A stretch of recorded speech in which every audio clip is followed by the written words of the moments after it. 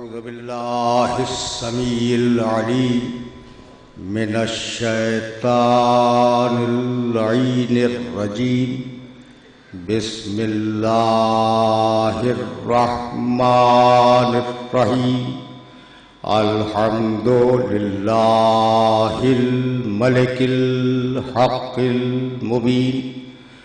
अल मुतसाग़िर लिअज़मतिही जबाबिरतुत ताग़ीन।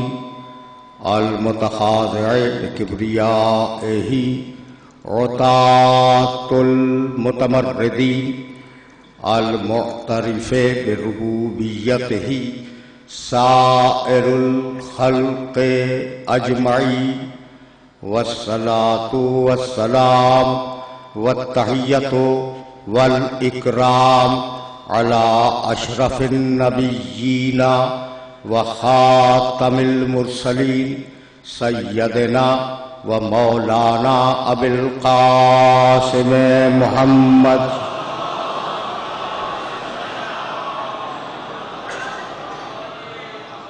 व अहले बैतिही तय्यबीन ताहिरीनल मासूमीनल मज़लूमीन। अम्मा बादो फ़क़द क़ाल अल्लाहु सुब्हानहु व तआला फ़ी मुहकमे किताबिहिल मुबीन। बिस्मिल्लाहिर रहमानिर रहीम। यौमा नत्विस समाअ कतय्यिस सिजले लिल कुतुब।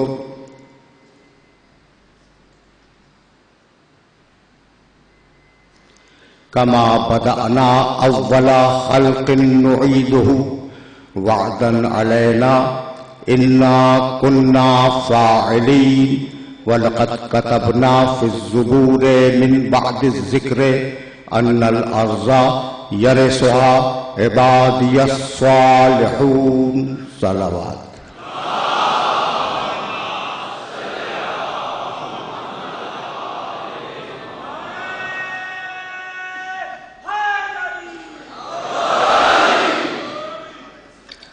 अज़ीज़ान मोहतरम, निज़ाम नबूवत और कुरान के उन्वान से हमने जिस सिलसिले गुफ्तगू का आगाज़ किया है वो अपने दूसरे मरहले में दाखिल हुआ।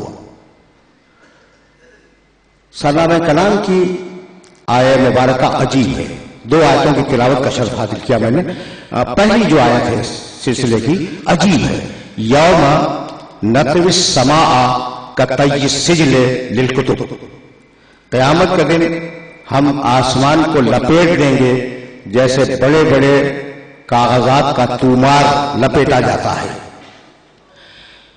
कमा बदअना अव्वल खल्क़ नुईदु। और जैसे हमने खल्क़ की इब्तिदा की थी, तख्लीक की इब्तिदा की थी, उसका आगाज किया था, नुईदु वैसे ही हम उसे पलटा देंगे। वादन अलैना, यह हमारा वादा है, यह हमारा हतमी वादा है। इन्ना कुन्ना फ़ाइलीन, और हम ये करके रहेंगे, हमें यह करना ही है। वलक़द कतबना फ़िज़्ज़ुबूरि मिन बअदिज़ ज़िक्र अन्नल अर्ज़ा यरिसुहा इबादियस सालिहून। और हमने जिक्र के बाद, जिक्र से मुराद तौरात है, हमने जिक्र के बाद ज़ुबूर में यह लिख दिया है कि इस पूरी जमीन के वारिस हमारे सालेह बंदे होंगे। कल इस आयत मुबारका के ज़ैल में हमारा सिलसिला गुफ्तगू इस मरहले पर रुका था कि परवरदिगार ने पूरी कायनात की तक़दीर मुअय्यन की। वश्शम्सु तजरी लिमुस्तक़र्रिन लहा ज़ालिका तक़दीरुल अज़ीज़िल अलीम। वल क़मर क़द्दरनाहु मनाज़िल हत्ता आदा कल उर्जुनिल क़दीम। हमने सूरज के लिए एक मुअय्यन रास्ता तय कर दिया है और उस मुअय्यन रास्ते पर सूरज चल रहा है। यह हमारी तक़दीर है, हमने इसे मुअय्यन किया है। हमने इसी तरीके से चांद की मंजिलें मुअय्यन की हैं और यह भी हमारी तक़दीर है। तो पूरी कायनात की एक तक़दीर परवरदिगार आलम ने मुअय्यन फरमाई। अच्छा, कायनात तो तुम्हारे सामने है। सूरह आले इमरान में इरशाद फरमाया, और अजीब आयत है, मौजू को आगे बढ़ा रहा हूं। इन्ना फिल खल्क़िस समावाति वल अर्ज़। सूरह आले इमरान तीसरा सूरा है, आयत का निशान 190। इन्ना फिल खल्क़िस समावाति वल अर्ज़ व इख्तिलाफिल लैल वन नहार लआयातिन लिउलिल अलबाब।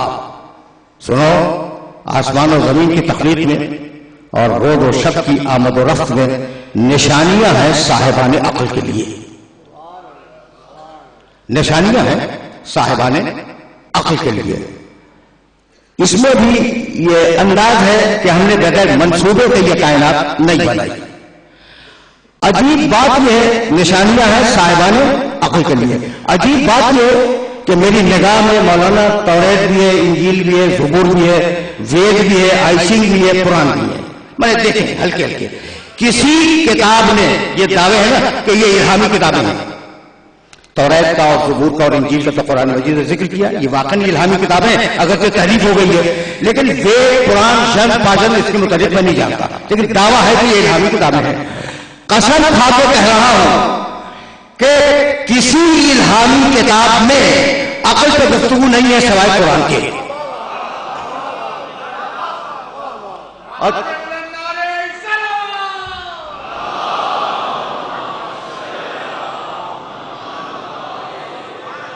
और किसी इल्हामी किताब में साहिबाने अक्ल को मुतवज्जह नहीं किया, अक्ल का नाम लेके मुतवज्जह नहीं किया। और बार बार कुरान कहता है अवलम यदब्बरुल कौल, ये हमारी बात पे तदब्बुर क्यों नहीं करते?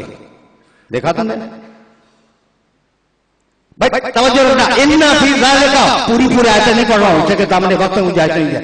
इन्ना फी ज़ालिका लआयतन लिक़ौमिन यतफ़क्करून, हमने निशानी रखी है उन लोगों के लिए जो गौर व फिक्र से काम लेते हैं। इन्ना फी ज़ालिका लआयतन लिक़ौमिन यअलमून लिक़ौमिन यअक़िलून, ये दोनों आयतें मौजूद हैं जो इल्म और अक्ल से काम लेते हैं। हमने अपनी आयत में उनके लिए निशानियां रखी हैं। तो अब ये जो आयत है, कमा बदाना अव्वल खल्क़िन नुईदुहु वअदन अलैना इन्ना कुन्ना फाइलीन, जैसे हमने तख्लीक की है वैसे ही हम इसे पलटा देंगे और हमारा ये हतमी वादा है। तो कोई ना कोई मंसूबा तो है, और उस मंसूबे तक पहुंचना इंसान का काम है। बहुत तवज्जो रहे, उस मंसूबे तक पहुंचना इंसान का फरीज़ा है। तो अब कैसे मालूम करें कि उलूही मंसूबा है क्या, खुदा चाहता क्या है? भाई इसी बात का तो ऐलान किया है सूरह वल असर में, इंतहाई मशहूर सूरा, बिस्मिल्लाहिर्रहमानिर्रहीम, वल असर इन्नल इंसाना लफी खुस्र इल्लल लज़ीना आमनू व अमिलुस सालिहात व तवासौ बिल हक़्क़ि व तवासौ बिस सब्र। कसम है गुजरते हुए जमाने की, पूरी इंसानियत घाटे में है। भाई घाटा क्या है? खसारा। खसारा क्या चीज है? नुकसान। तो कोई इंसान दुनिया का ऐसा नहीं है। देखो कुरान ने कैसे समझाने की कोशिश की कि अल्लाह का मंसूबा क्या है, उसे समझो। और खत फिक्र मुसलसल है, जरा तवज्जो रखना। नौजवान दोस्तों से अपील करता हूं, थोड़ी सी फिक्र को मबजूल रखना मेरी इस कलमत बयानी की तरफ। इसलिए जाहिर है कि सिर्फ नारा हैदरी तो मकसद नहीं है ना, यह है खुदा की कसम है।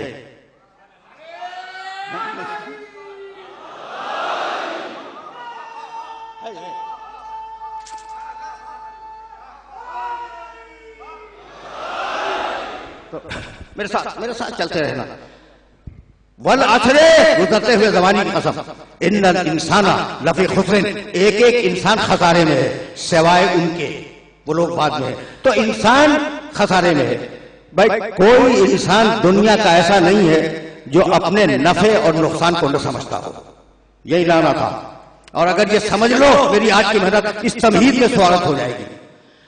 कोई इंसान दुनिया का ऐसा नहीं है जो अपना नफा न जानता हो, अपना नुकसान न जानता हो। अजीब बात है ना कि तुम जो भी काम करते हो, तुम्हारी ख्वाहिश यह है कि मुझे नफा हासिल हो जाए, है ये मिजाज है ना।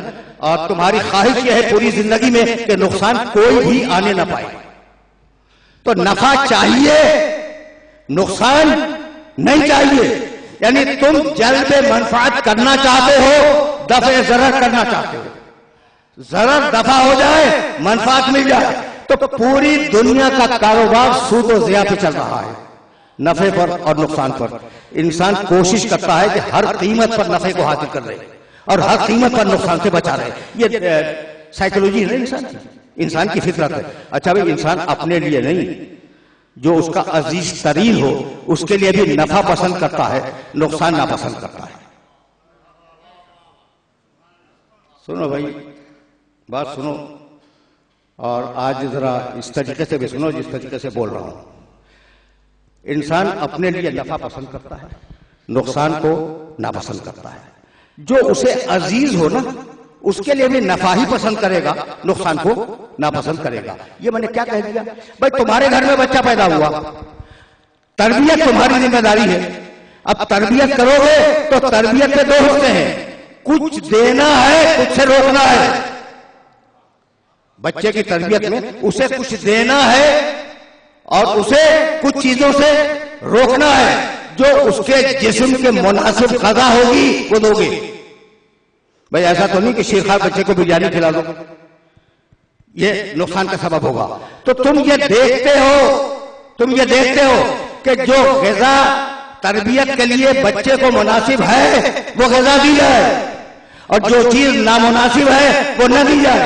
मतलब तुम्हारा बच्चा अगर तुमसे बर्फबारी के मौसम में और बर्फबारी के इलाके में आइसक्रीम की ख्वाहिश करे, तुम दोगे? भाई दुनिया का कोई इंसान, कोई अकलमंद इंसान नहीं देगा, इसलिए कि नुकसान का अंदेशा है। तो जहां नुकसान का अंदेशा हो वहां बच्चे को उस चीज से रोक लेते हैं, तरबियत करने वाला रोक लेता है। तुम छोटे से तरबियत करने वाले अपने बच्चे के नफे और नुकसान का ख्याल रखते हो, तो वो कायनात का तरबियत करने वाला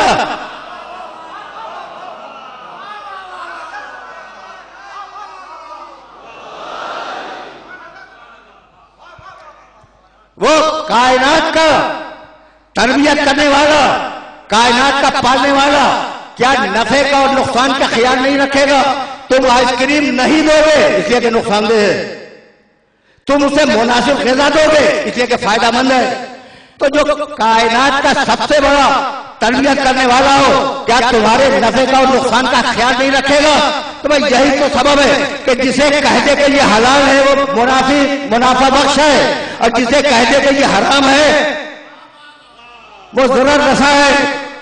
जो हलाल है वो फायदामंद है, जो हराम है वो नुकसानदेह है। पूरी शरीयत का फलसफा यही है। सुभान अल्लाह, मैं समझ रहे हो बात को? अभी तो तुम्हें शरीयत पे मैंने रोका हुआ है।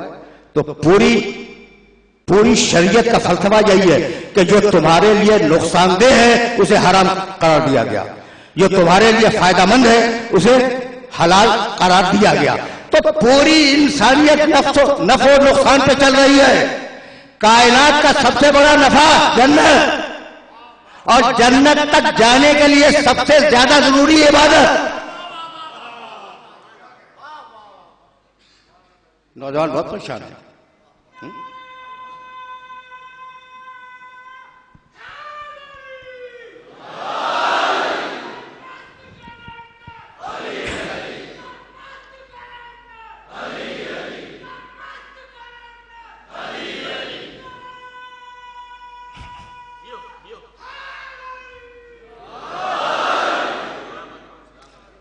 शरीयत समझ में आ गई। जो नफे की चीजें हैं वो हलाल की गई, जो नुकसान की चीजें हैं वो हराम कर दी गई। तो हलाल और हराम के दरमियान तुम्हें रखा ताकि तुम सबसे बड़े नफे तक पहुंच जाओ जिसका नाम है जन्नत। और जन्नत तक जाने के लिए जरूरी है इबादत। मैं क्या करूं? बार बार कहा अलम आहद इलैकुम, भाई इबादत को समझो, अल्लाह की इबादत बहुत जरूरी है। और नौजवानों को मैसेज दे रहा हूं मैं, अल्लाह की इबादत समझो। अलम आहद इलैकुम या बनी आदमा अल्लाह ताबुदु शैतान इन्नहु लकुम अदुव्वुम मुबीन व अन इबुदूनी हादा सिरातुल मुस्तकीम। आदम के बेटो, क्या हमने तुमसे अहद नहीं लिया कि तुम शैतान की इबादत नहीं करोगे? वो तुम्हारा खुला हुआ दुश्मन है और इबादत फकत मेरी होगी। यही सच्चा और सीधा रास्ता है। तो इबादत फकत अल्लाह की।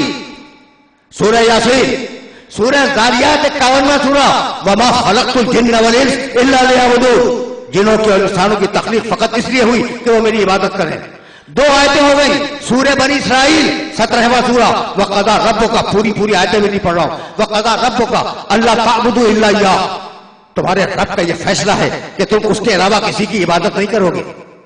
तो इबादत फकत अल्लाह की, और अगर अल्लाह से हट के हो जाए तो शिर्क है। भाई तवज्जुहात मबदूल है। अल्लाह की इबादत फकत और फकत मुनफिर अल्लाह में, उसके अलावा किसी की इबादत नहीं होगी। 3 आयतें मैंने पढ़ी कि अल्लाह के अलावा किसी की इबादत नहीं होगी, इबादत फकत अल्लाह की। तो फिर ये क्या है? जिक्र अली इबादत।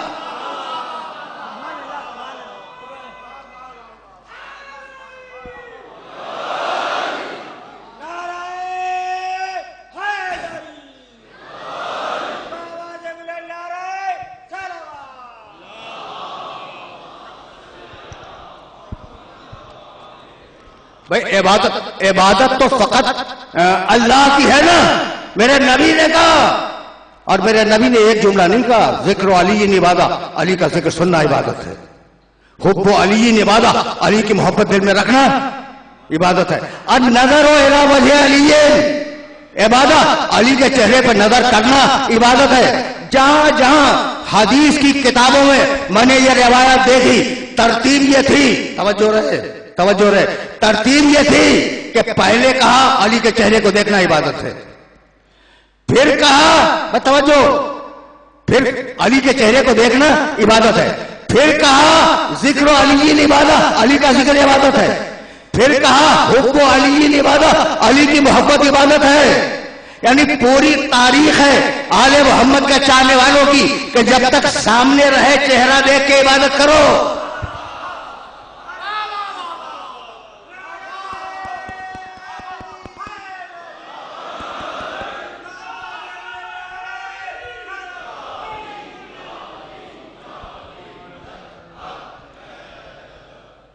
तरतीब तो देखो, पहले क्या कहा? अन नजरो एला वजह अली निवादा। अच्छा भाई सुन लो, अब बात दरमियान में आ गई तो मैं क्या करूं, रुकना तो नहीं था मुझे।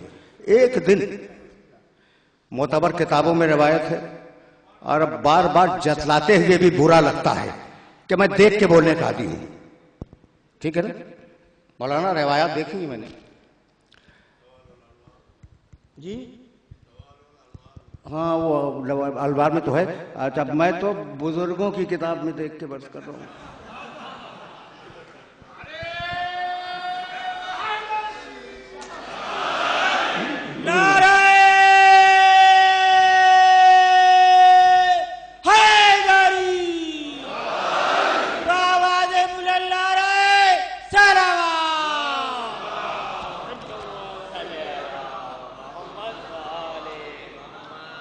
भाई सुनो, अब ये रिवायत आ गई है ना, तो सुनते जाओ और हवाले मेरे घर पे आके देख लेना, नजदीक ही में रहता हूं, ठीक है ना? एक दिन पैगंबर अकरम मरीज थे।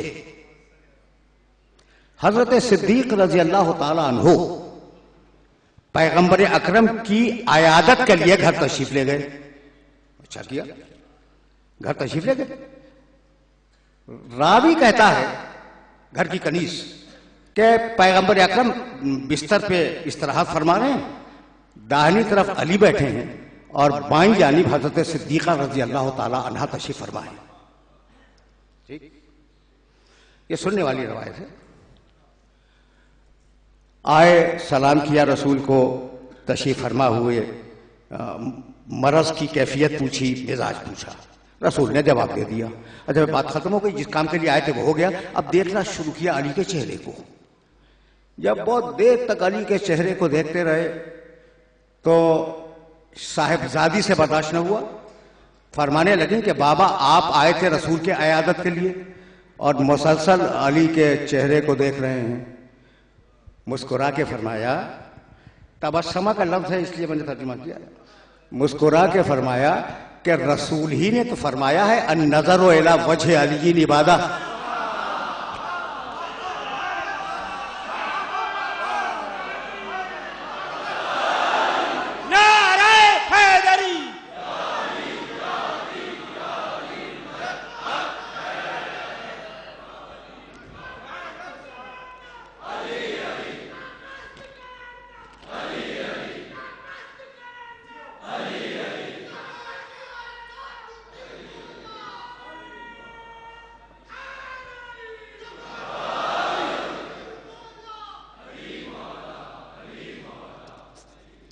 भाई मैं तो सिर्फ रिवायत को नकल करने का जिम्मेदार हूं, समझना तुम्हारा काम है।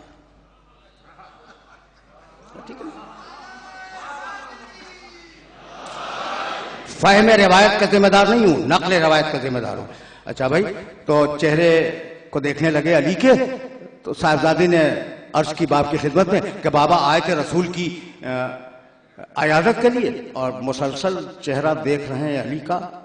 अब मुझे समझ में आ गया कि नबूवत के सामने भी इमामत का चेहरा देखना इबादत है।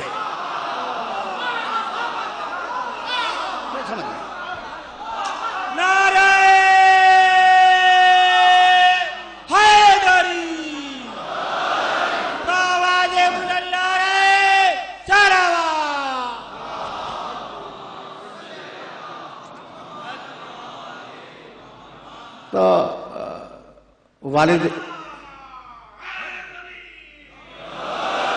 वालिद गिरामी ने फरमाया कि बेटी, मेरे नबी ही ने तो कहा है अन-नज़रो इला वजह अलीयिन इबादा, अली के चेहरे को देखना इबादत है। साहिबजादी फरमाने लगी, देखो क्या सच्ची ज़बानें हैं। हजरत सिद्दीका, अब इससे सच्ची रिवायत और क्या होगी?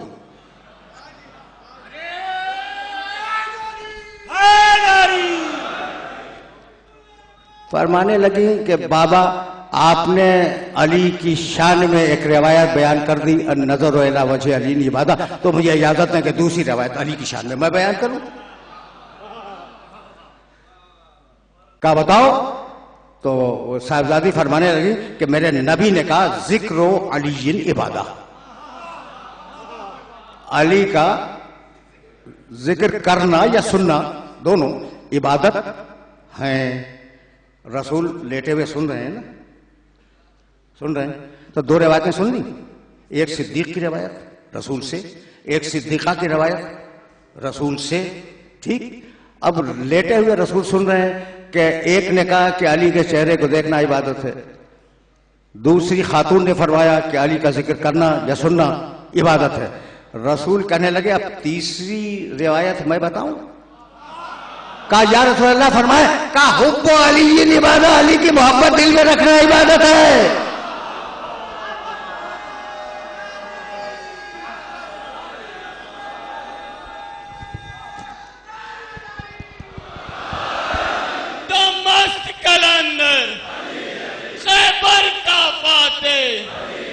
दामाद मोहम्मद, दामाद पैगंबर, सबर का फाते, नारे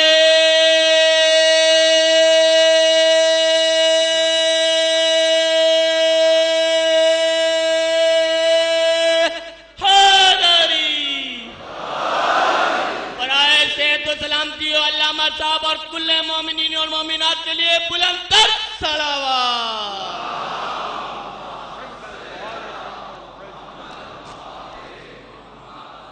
अच्छा भाई, रिवायतें तो सुन ली ना, तीनों रिवायतें तुमने सुन ली।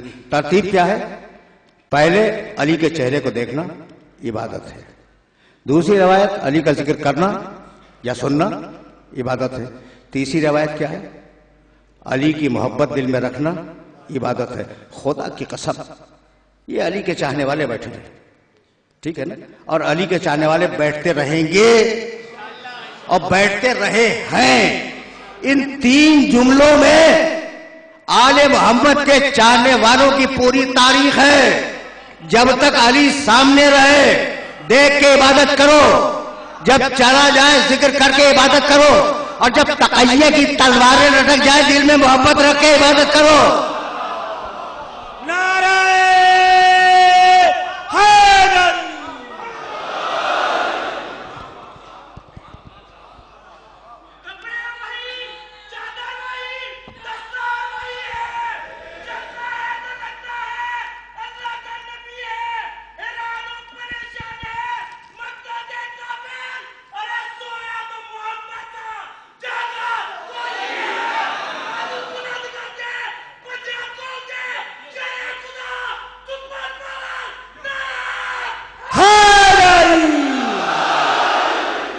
बट ठीक है, ये बात गलत नहीं है कि सोया तो मोहम्मद था।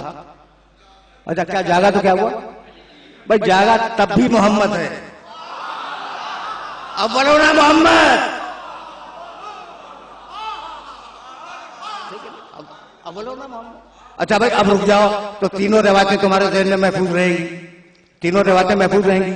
अब एक किताब है अरबी जबान की लुगत, निहाया, लिखने वाले अल्लामा इब्न असीर जज़री, किताब निहाया।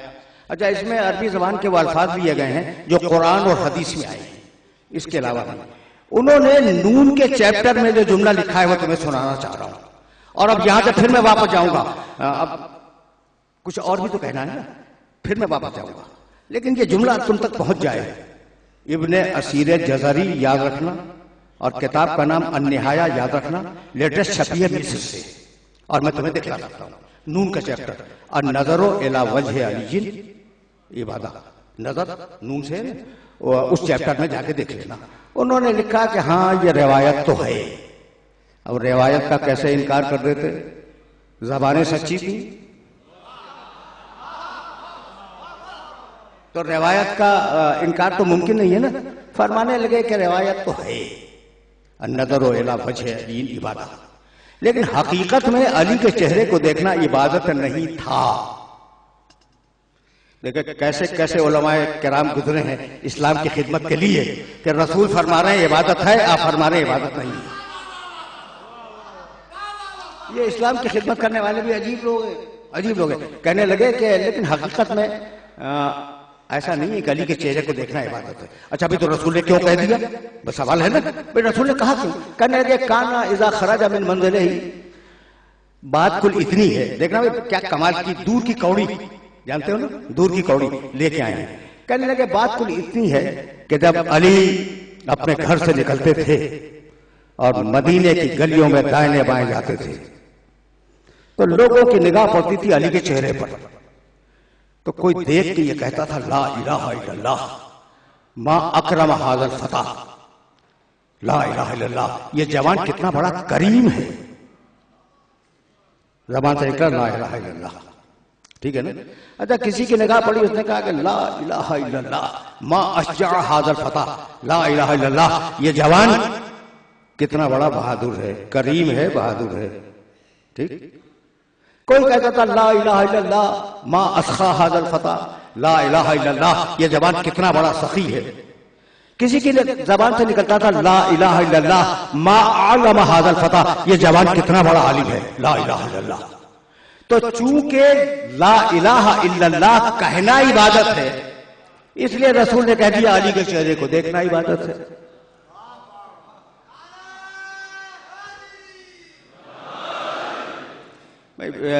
कोई बात पहुंची मेरे सुनने वालों तक? नहीं, वे नहीं पहुंची। यानी अली के चेहरे को देखना इबादत नहीं है। अली के चेहरे को देखकर जबान से निकलता था ला इलाहा इल्लल्लाह, कितना बड़ा आलिम है, कितना बड़ा आलिम है, कितना बड़ा सखी है, कितना बड़ा करीम है, कितना बड़ा बहादुर है। करीम, आलिम, सखी, बहादुर। तो अब ये तुमने अली की जात का मोजज़ा देखा कि इब्न असीर चाहते थे एक फजीलत को छुपाएं, चार खुद अपने कलम से लिख गए।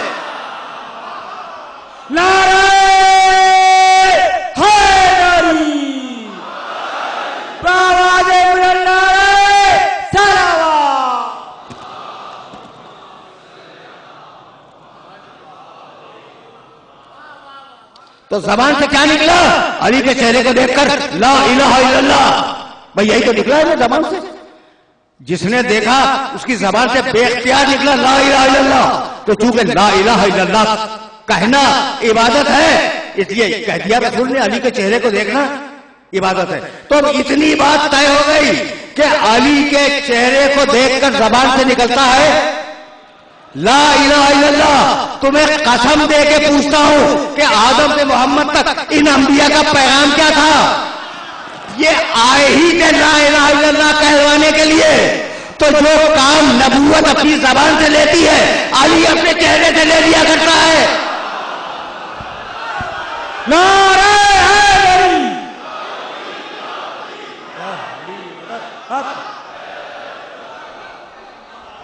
चमल चमल करी करी, चमल चमल करी करी, शहर शहर गली गली, नारे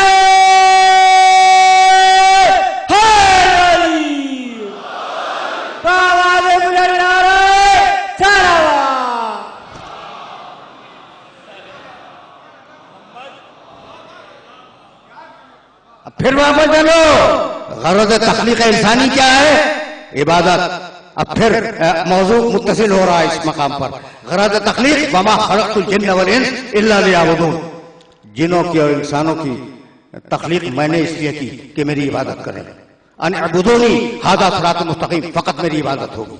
ठीक, वमा खलक़तुल जिन्न वल इंस इल्ला लियअबुदून, तुम्हें अर्ज कर चुका। वक़ज़ा रब्बुका अल्ला ताबुदू इल्ला इय्याह, तो इबादत है बुनियाद। तय हो गई ना बात, इबादत है बुनियाद। अब तुम्हें हक है ये पूछने का, मौजू आगे बढ़ रहा है, तुम्हें हक है ये पूछने का कि भाई इबादत करें तो फायदा क्या है इबादत का? इबादत का फायदा क्या है? हक है ना तुम्हें पूछने का। भाई इबादत अगर करोगे तो अल्लाह से करीब हो जाओगे, ये उसका फायदा है। अच्छा, सवाल का हक तो तुम्हें है, तो फिर पूछोगे भाई अल्लाह से करीब होने का क्या फायदा? ये पूछने का हक है। भाई इबादत करोगे अल्लाह से करीब हो जाओगे, तो अब तो पूछो कि फिर अल्लाह से करीब होके क्या करें? भाई देखो, लोहा लोहा है, आग आग है, दूर रखा है लोहा, लोहा है, दूर रखी आग, लोहे पे कोई असर नहीं है उसका। लेकिन अगर लोहे को आग से करीब कर दो तो लोहा गर्म हो जाएगा, सलाख है लोहे की, वो गर्म हो जाएगी। और अगर तुमने उठा के आग में डाल दिया तो जितना हिस्सा आग में है, वो जितना हिस्सा आग में गया वो लोहे का वो आग जैसा हो जाएगा। तो अगर तुम अल्लाह के करीब हो गए तो उसके सिफात का मजहर बन जाओगे या नहीं?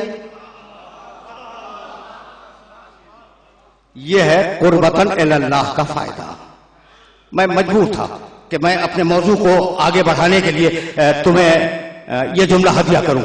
कुर्बतन इल्लाह का फायदा क्या है? कि अल्लाह से करीब होकर अल्लाह के सिफात का मजहर जितनी भी इस्तेदाद हो, जितनी भी सलाहियत हो, तुम बढ़ सकते हो। और यही सबब है कि हमारी हदीस की किताबों में रिवायत आई, अल उबूदियतो जौहरतुन कुन्हुहा रुबूबिय्या, बंदगी एक ऐसा जौहर है जिसका इख्तिताम खुदाई पे है। खुदा नहीं बन जाएगा, खुदाई का मजहर बन जाएगा। तो जो जितना करीब होगा उतना ही खुदा का मजहर होगा। यहां तक तो आ गए ना, जो जितना करीब हो जाए। अब फिर किसी वक्त बात करेंगे कि जो जितना करीब होगा वो खुदाई का मजहर बन जाएगा। मजहर के मानी, आज बहुत ऑफ द रिकॉर्ड बातें कर रहा हूं नौजवान दोस्तों से। मजहर के मानी क्या है भाई? जिससे सिफत का ज़ुहूर हो। अल्लाह तो नजर नहीं आ सकता, लेकिन अल्लाह की कोई सिफत बक़दर किसी में आ जाए उसका ज़ुहूर उससे होगा। वो कौन कहलाएगा? मजहर। ठीक भाई, तवज्जो रखना। मौलाना आपकी खिदमत में भी एक जुमले हदिया कर ही दी। तकब्बुर इंसान के लिए बहुत बुरी शय है या नहीं? गर्दन गिरा रहे हैं मौलाना वजीरी। बाबाजे बुलंद नारे सलावत।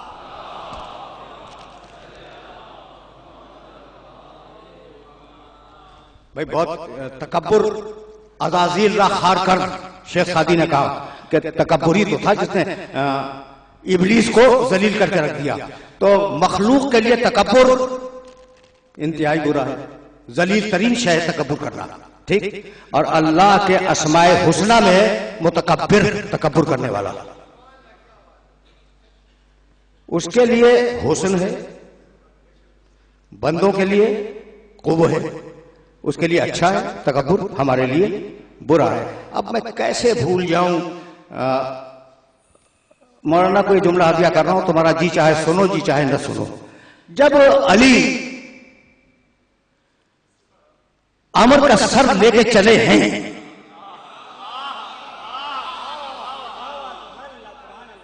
जब अली अमर का सर लेके चले तो बहुत अकड़ के आ रहे थे। लोगों ने कहा या रसूल अल्लाह, अली की चाल में तकब्बुर है। कहा यह तकब्बुर अल्लाह और रसूल को पसंद है। भाई खुदा की सिफत का मजहर था अली। नारे हैदरी, नारे तकबीर, नारे रिसालत, नारे हैदरी, अज़मत आले मोहम्मद पर बुलंदतर सलावत।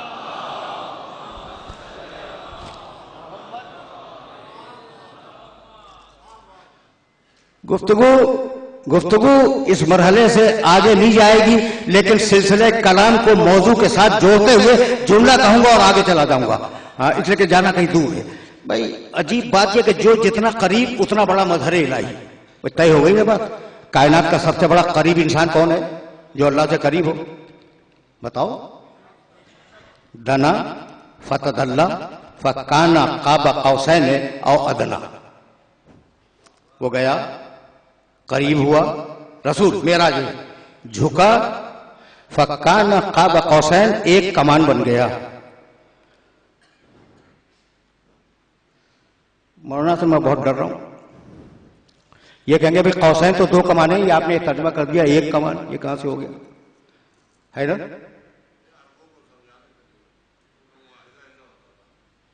मौलाना मैंने लुगत की बहुत सी किताबों में देखा कि काब कहते हैं आधी कमान को, आप कहते हैं आधी कमान को, लुगत की बहुत किताबों में।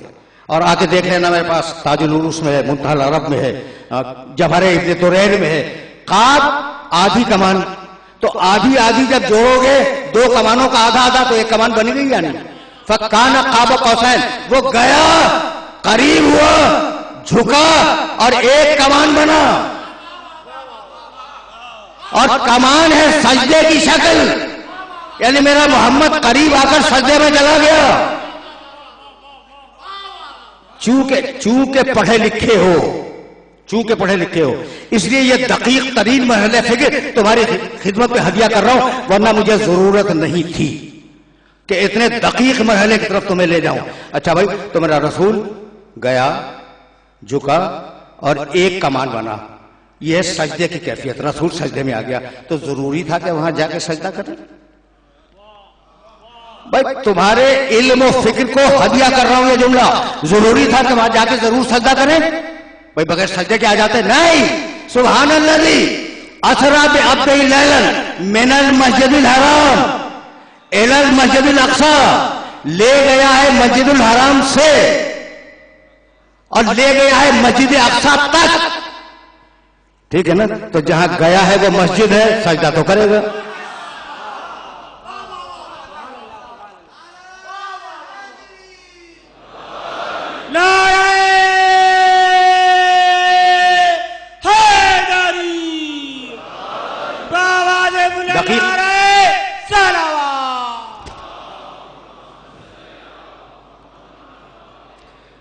दकीक मरहला फिक्र था, लेकिन रोकूंगा तुम्हें।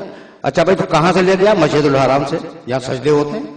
और कहां ले गया? कायनात की आखिरी जगह काबा कौसैन, वो भी मस्जिद है। वो मस्जिद अक्सा ये नहीं, ये जमीन वाली, वो है कायनात का आखिरी मरकज, वहां रसूल ने जाके सजदा किया। अच्छा, तो मस्जिद किस जगह को कहा जाता है? जहां सजदे हो। तुम अपने घर में नमाजें पढ़ते हो, तो क्या तुम्हारे घर का नाम मस्जिद है? मस्जिद उस जगह को कहते हैं जहां इज्तिमाई सजदा हो। तो जहां गया था वहां 14 के 14 नूर पहले सजदा कर चुके थे।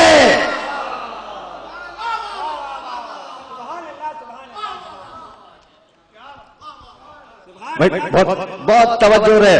तो वो करीब तरीन इंसान है। इस जुमले से फायदा मैं अगली तकरीरों में उठाऊंगा। तो जो जितना करीब हो जाए वो अल्लाह का हमरंग हो जाए। मुमकिन नहीं है कि अल्लाह का हमरंग हो सके। सिफ़त अल्लाह का रंग कुरान मजीद ने एक मकाम पे ऐलान किया है। तो जितना भी करीब हो सके, जितना भी करीब हो सके। अब सुनना भाई, अब सुनना। अब मेरे पास अब दामन वक्त पे गुंजाइश नहीं है।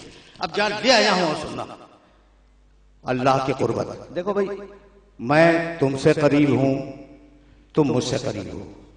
एक जगह बैठे हुए मजलिस से सुन रहे हैं, ठीक है ना? तो हम करीब हैं एक दूसरे से। बहुत तवज्जो रखना। एक होती है जमीनी कुर्बत कि जमीन में एक दूसरे के साथ है, ठीक। दूसरी होती है जमानी कुर्बत, एक ही जमाने में है। अगर दूर भी है तो एक ही जमाने में करीब है। तो जमीनी कुर्बत, दूसरी कुर्बत, जमानी कुर्बत। 2 कुर्बतें हो गई। भाई तवज्जो रखना।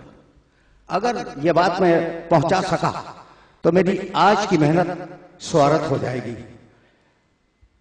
अजीब बात यह है कि परवरदिगार से जमीनी कुर्बत मुमकिन नहीं है। ज़मानी कुर्बत है, हमेशा से और हमेशा रहेगा। जितने लोग हैं उससे ज़मानी तौर पे करीब हैं, ठीक है ना। लेकिन अब अजीब कुर्बत है अल्लाह के साथ, अजीब कुर्बत है। और अगर ये कुर्बत समझ में आ गई तो बस मैंने तकरीर तमाम कर दी। ये कुर्बत अजीब है भाई। देखिए, जितना दूर मैं आपसे हूं उतनी दूर आप मुझसे। ये तो ऐसा तो नहीं है कि मैं आपसे 2 गज दूर हूं और आप मुझसे 4 गज दूर हैं। दरमियान का फासला तो एक ही है ना। जितना मैं आपसे दूर उतने ही आप मुझसे दूर। फासला 1, 2 या 4 का फर्क तो नहीं है ना। अब अल्लाह की कुर्बत का चक्कर क्या है, अगर समझ लो तो मेरी मुश्किल आसान हो जाए। इतना करीब है कि रगे गर्दन से ज्यादा करीब है यानी कितना करीब है वो। तो वो हमसे इतना करीब के रगे गर्दन से, नहनो अक़रबु इलैहि मिन हब्लिल वरीद, वो रगे गर्दन से ज्यादा करीब है। और हम इतने दूर हैं कि पूरी जिंदगी कुर्बत ने अल्लाह कह के गुजार दी और अब तक करीब नहीं हुए। समझ में आया? कुछ समझ में आ गया? वो इतना करीब कि रगे गर्दन से ज्यादा करीब, हम इतने दूर कि हर अमल कर रहे हैं कुर्बतन अल्लाह, ठीक है ना। तो अब कुर्बत के जो मसाइल हैं वो यहां रोक लो। अब इससे ज्यादा तुम्हें ज़हमत नहीं देना चाह रहा हूं मैं। अल्लाह बहुत दूर, अगर बहुत दूर न होता तो कुर्बतन अल्लाह कह के नमाजें न पढ़ते, रोजे न रखते, हज न करते। भाई ये सारे काम इसलिए करते हो कि अल्लाह से करीब हो जाओ। और वो कितना करीब? बहुत करीब, रगे गर्दन से ज्यादा करीब। तो ये खुद फासला बतला रहा है कि ये कुर्बत मादी नहीं है, ये रूहानी कुर्बत है कि तुम रूहानी तौर पर उससे करीब होना चाह रहे हो। अच्छा भाई, तो अब करीब तो हो नहीं सकते। इंसान मादी जिस्म है, वो कुर्बत मादी चाहता है, करीब होना, जिस्म का जिस्म से करीब होना। अल्लाह तो जिस्म ही नहीं है, करीब कैसे हो गए? उसने एक काबा बना दिया कि भाई ये मेरा घर है, उसकी तरफ सजदा करो, कुछ तो करीब हो जाओगे। बात पहुंच गई ना। बस गुफ्तगू आज मैं बहुत खस्तगी महसूस कर रहा हूं, गुफ्तगू को तमाम कर रहा हूं इस मरहले पर। भाई अल्लाह करीब तो आ नहीं सकता, जितना करीब है रूहानी तौर पर वो है, लेकिन हम बुलाएं वो करीब नहीं आ सकता। अच्छा, तो मालिक क्या करेगा? कहा अपना घर बनवाऊंगा और उस घर को सजदा करो। कुछ तो कुर्बत हो गई टेलीफोन वाली, ठीक है ना। अच्छा मालिक, और अगर करीब होना चाहें, कहा एक तरीका है, आके हज कर लो। घर के करीब आ गए, मुझसे करीब इसी तरीके से आओगे, घर के करीब आ गए। अब मैं कैसे अपने सुनने वालों की खिदमत में ये मैसेज डिलीवर करूं? तवज्जो रखना। तो अब वो लोग जो रसूल के साथ हज करने गए थे, अल्लाह से ज़मानी कुर्बत है, अल्लाह के घर से ज़मीनी कुर्बत है, ऐसा है ना। और रसूल पे ईमान लाए, ज़हनी कुर्बत। ईमान लाए ना रसूल पर, रसूल से ज़हनी कुर्बत है। तवज्जो रखना। आज मुझे कुछ फजीलतें बयान करने का मौका दे दो। अली की फजीलतें तो सुनते ही रहते हो।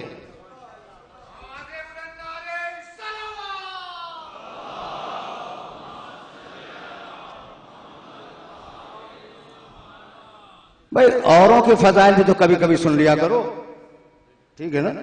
अच्छा भाई, तो अब वो लोग जो रसूल के साथ हज के लिए गए हैं, अल्लाह के करीब हैं, ईमान लाए हैं अल्लाह पर, अल्लाह के घर की तरफ सजदा करते हैं, फिर करीब हैं। और रसूल के साथ गए हैं हज करने के लिए, ठीक। तो अब रसूल से जमीनी कुर्बत भी है, जमानी कुर्बत भी है, जहनी कुर्बत भी है। इतने बड़े लोग दुनिया में कभी मिलेंगे? भाई कुछ तो बोलो, मिलेंगे? नहीं मिलेंगे, सब परेशान है, सब परेशान है। खुदा की कसम खा के कह रहा हूं कि रसूल अकरम के सहाबा, अब ऐसे लोग कयामत तक पैदा नहीं होंगे।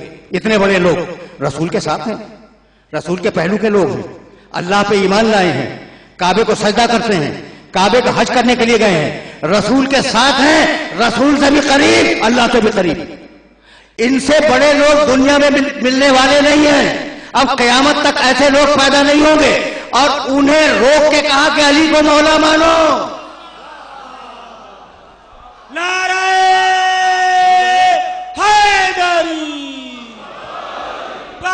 आवाज़ बुलंद नारे सलावत।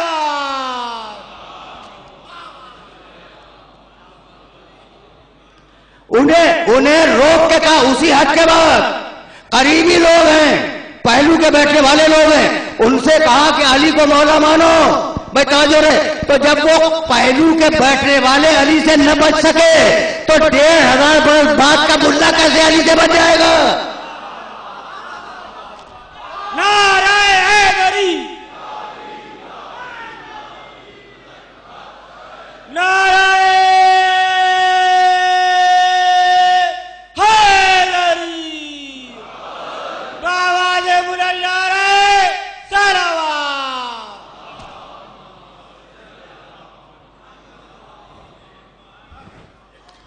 मौलाइयत नाम नहीं है, ओहदा है। भाई तवज्जो रहे, सिमटे तो अली की जात में सिमट जाए, फैले तो 12वें तक जाए। 12 के 12 हर फर्द इमामत अपनी जात में मौला है। और इसीलिए मैं बार बार बतौर पैगाम अपने सुनने वालों से यह कहा करता हूं कि करबला की जंग मौलाओं की और गुलामों की जंग है। तकरीर रुक गई, इस मरहले पे तकरीर रुक गई। करबला की जंग मौलाओं और गुलामों की जंग है। अगर ये जुमला वाज़े हो गया हो तो फिर मुझे आगे कहने की जरूरत नहीं है। ये मौला कौन? नबी के जानशीन, नबूवत दीन लाती है, इमामत दीन बचाती है। नबूवत बिना ला इलाह, इमामत बकाए ला इलाह। और हुसैन जो उठे थे ना करबला जाने के लिए, तो ला इलाहा इल्लल्लाह खतरे में था, उसे बचाने के लिए हुसैन उठे थे। भाई सब जानते हैं। और अब इससे आगे तुम्हें क्या ले जाऊं कि 28 रजब को मदीने से निकले। जब निकल रहे थे ना तो ये जुमला सुन लो, हुसैन हर एक से रुखसत हुए। उम्मे हानी अली की बहन है, हुसैन की फूफी हैं, मशहूर शख्सियत हैं।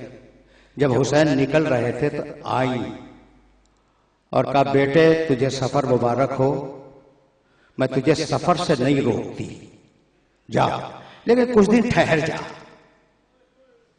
कहा, फूफी अम्मा बात क्या है? ये वाकया अपने जहनों में महफूज रख लेना। फूफी अम्मा बात क्या है?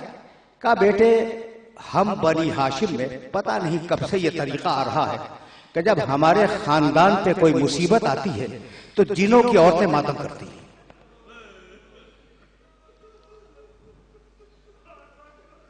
जिनों की औरतें नौहा करती हैं।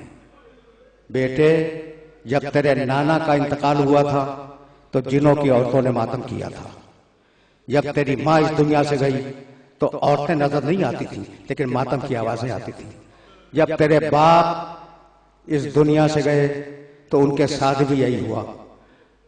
बेटे तेरा भाई हसन जब इस दुनिया से सिधारा तो उसके साथ भी यही हुआ। और बेटे जब से तूने ऐलान किया ना जिस वक्त से कि मैं अब जा रहा हूं मदीना छोड़कर, औरतें नजर नहीं आती लेकिन मातम की आवाज मुसलसल आ रही।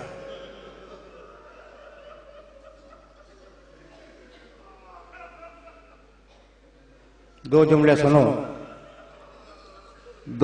सुनो, मुझे इजाजत दे दो, अब इससे ज्यादा गुफ्तगू नहीं होगी। का फूफी अम्मा तकदीर इलाही यही है। ये कह के जनाब उम्मे हानी को खुदा हाफिज किया। हुसैन इब्न अली बूढ़ी नानी के पास गए, जनाब उम्मे सलेमा, रसूल की ज़ौजा उम्मुल मोमिनीन हजरत उम्मे सलेमा। पाला है उम्मे सलेमा ने कुछ दिनों हुसैन इब्न अली को। और हुआ यह था कि एक दिन रसूल बीमार हुए। आराम से ये वाकया सुन लेना, हर तबके के मौरिख ने इस वाकये को लिखा है कि एक दिन रसूल बीमार हुए, उम्मे सलमा के हुजरे में थे। कहा, उम्मे सलमा मैं बीमार हूं और मैं आराम करना चाहता हूं, अब किसी को मेरे पास आने न देना, दरवाजा बंद करके बैठ जाओ। उम्मे सलमा दरवाजा बंद करके बैठ गई। जो भी आया कहा रसूल बीमार है, इस वक्त मिलना नहीं चाहते। खुद बयान करती है उम्मे सलमा कि कुछ देर में हुसैन आया, छोटा था बच्चा। कहा बेटे तुम्हारे नाना बीमार है, मिलना नहीं चाहते। उसने सर उठाया और कहा फूफी अम्मा क्या मुझसे भी नहीं मिलेंगे?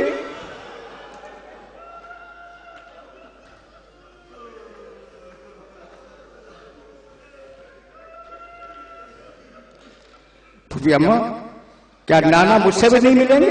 कहा हाँ बेटे, कहा तो यही है। उम्मे सलमा कहती है कि हुसैन पलट गया। इतने में हुजरे के अंदर से आवाज आई, उम्मे सलमा तुमने मेरे हुसैन को भी पलटा दिया।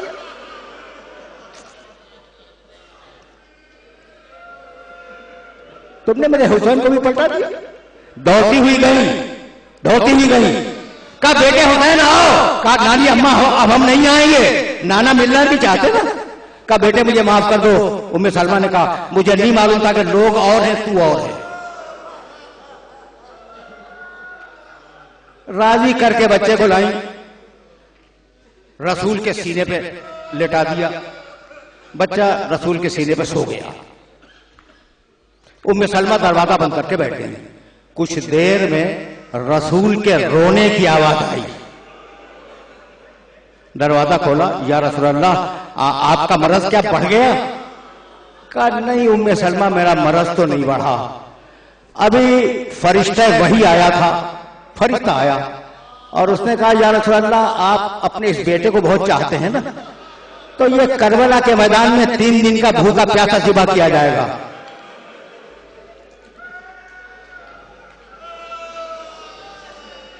और या रसूल अल्लाह ये उसके कत्लगाह की मिट्टी है। रसूल के हाथ में वो मिट्टी थी। रसूल ने उम्मे सलमा को दे दी और कहा उम्मे सलमा इस खाक की हिफाजत करना, जब तक ये मिट्टी है मेरा हुसैन जिंदा है, और जिस दिन ये खून बन जाए समझ लो कि मेरा हुसैन इस दुनिया में न रहा। उम्मे सलमा के पास वो मिट्टी मौजूद थी। ठीक कहा बेटे मत जा, तेरे नाना मना कर चुके हैं कि इराक की सरजमीन तेरे लिए मुबारक नहीं है। एक मरतबा हुसैन ने कहा कि नानी मेरी 2 उंगलियों के दरमियान देखिए। करबला की जमीन नजर आई। कहा नानी अम्मा ये मेरी कत्लगाह है। और हुसैन ने एजाज इमामत हाथ बढ़ा के मिट्टी दी और कहा नानी अम्मा ये मिट्टी भी उसी मिट्टी में मिला ले। देखो भाई वक्त तमाम हो गया, वक्त तमाम हो गया, लेकिन अब मैं क्या करूं कि मुहर्रम की दूसरी भी गुजर गई। मैं चाहता हूं कि 2 जुमले तुम्हें और हदिया करूं और तुमसे इजाजत ले लूं। रसूल की दी हुई मिट्टी, हुसैन की दी हुई मिट्टी उम्मे सलमा के पास थी। हुसैन बीवियों से रुखसत हुए। जब दरवाजे से निकलना चाहते थे बीमार बेटी खड़ी थी। बीमार बेटी खड़ी हुई थी, सर पे हाथ रखा। कहा बेटी अगर तू बीमार न होती तो मैं तुझे साथ ले जाता, अच्छी हो जाएगी, मेरे पास आ जाएगी। खुदा हाफिज किया, आए। काफिला शहर मदीना से बाहर आया। आखिरी जुमला सुनो, काफिला शहर मदीना से बाहर आया। तरतीब क्या है काफिले की? काफिले की तरतीब यह है कि आगे आगे अबुल फजल अब्बास हुसैन की फौज का अलम लिए हुए मदीने से निकलते वक्त अलमबरदार थे। करबला में अलम नहीं दिया था, मदीने से अलमबरदार थे। आगे आगे अबुल फजल अब्बास,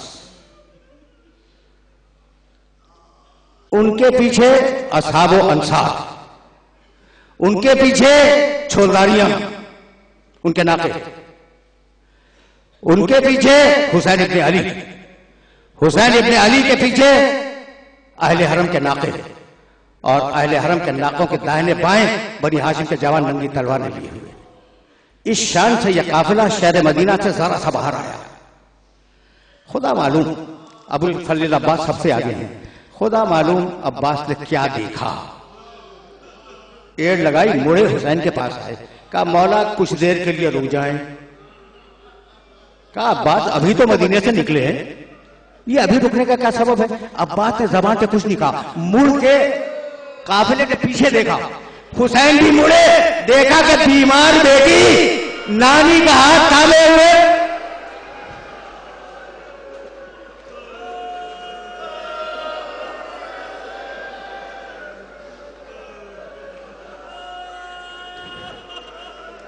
ये कहती हुई आ रही है, महलन महलन या अभी बाबा थोड़ी देर के लिए ठहर जाओ।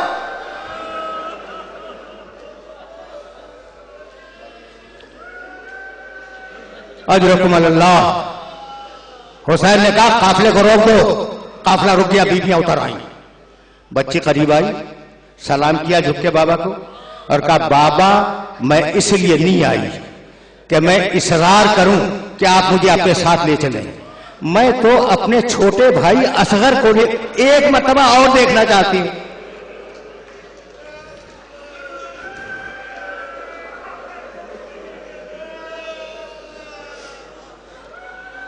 मैं अपने छोटे भाई असगर को एक मर्तबा और देखना चाहती हूं, बाबा मुझे इजाजत दे दे। कहा जाओ बेटी मिल लो। आई फातिमा सोहरा आई। शहजादी जैनब की गोद में था बच्चा। हुमक कर फातिमा सोहरा की गोद में आ गया। बहुत देर तक बच्ची प्यार करती रही अपने छोटे भाई को। जब देर हो गई ना, जब देर हो गई तो हुसैन ने आवाज दी, जैनब अब बच्चे को अपनी गोद में ले लो। शहजादी जैनब ने लेना चाहा, बच्चा नहीं गया। सैयद सज्जाद आए, बच्चा नहीं गया गोद में। मां आई, बच्चा मां की गोद में नहीं गया। एक मर्तबा हुसैन करीब आए और असगर के कान में कुछ कहा, बच्चा होमवर्क किया गया। दे दिया जैनब की गोद में। शहजादी ने पूछा कि भाई कहा क्या था? कहने लगे मैंने तो फकत इतना कहा कि असगर क्या करबला नहीं चलोगे?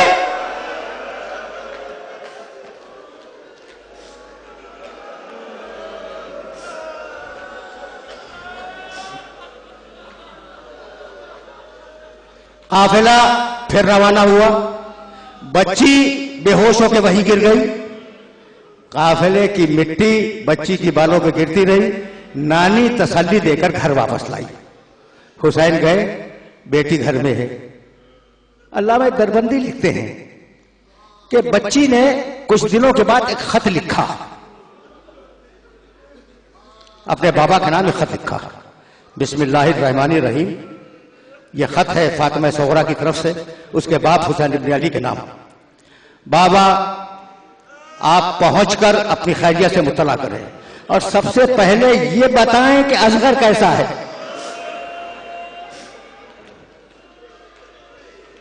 और दूसरी ख्वाहिश है कि जब भैया अली अकबर की शादी हो तो मुझे बुलाया जाए।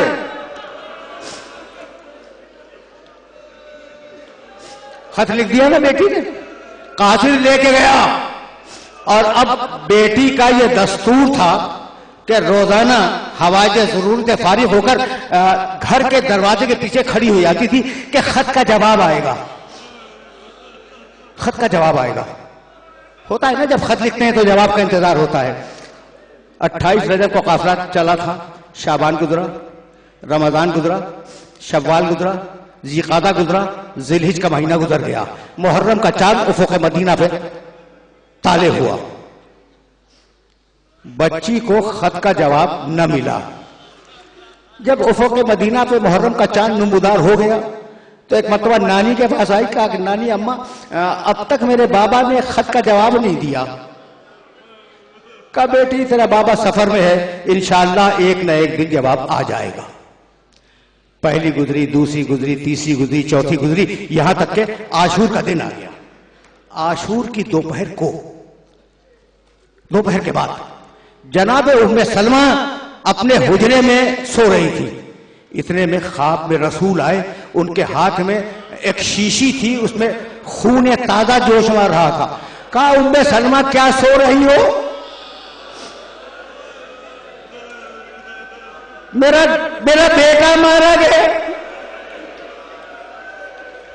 उम्मे सलमा की आंख खुल गई घबराहट से। दौड़कर शीशी को देखा तो खून ताजा जोश मार रहा था। शीशी उठाई, आंगन में आई, आकर रख दिया उस शीशी को और सारी बड़ी हाशिम की औरतें जमा हो गई। और नारा लगाने लगी, नौहा पढ़ने लगी, वाह हुसैना, वाह कतीला, वाह गरीबा। बीबियां हुसैन की उस खून आलूद मिट्टी को रखकर मातम कर रही थी कि इतने में फातिमा सुगरा के हुजरे का दरवाजा खुला और वो ये कहती हुई निकली कि नानी अम्मा सब्र नहीं आता। एक जुमला और सुन लो और मुझे इजाजत दे दो। नानी अम्मा अब सब्र नहीं आता। इशारा किया कि रुक जाओ, कहीं फातिमा सुगरा की निगाह न पड़ जाए उस मिट्टी पर। एक मर्तबा बच्ची की निगाह पड़ गई, रो के कहने लगी, नानी अम्मा अब बाबा नहीं आएंगे। तुमने सुन लिया, तुमने सुन लिया, अब बाबा कभी नहीं आएंगे। आशूर का दिन है, यह कत्ले हुसैन के बाद का वाकया है। अब कत्ले हुसैन के पहले का वाकया, हुसैन इब्ने अली असगर को दफन करके बैठे हुए थे।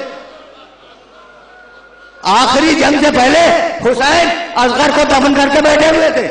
इतने में किसी ने दूर से आवाज दी, अस्सलाम वालेकुम या अबा अब्दुल्लाह, फर्जंद रसूल आप पे सलाम हो। जवाब सलाम दिया और कहने लगे, भाई तू कौन है जो मुझे सलाम के लायक समझता है? उसने वहीं से आवाज दी, अना बरीदु सोहरा, मैं सोहरा का खत लेके आया हूं। खत पढ़ा, कासिद का हाथ थामा, असगर की छोटी सी कप पे खड़ा कर दिया, कहा ये है सोहरा का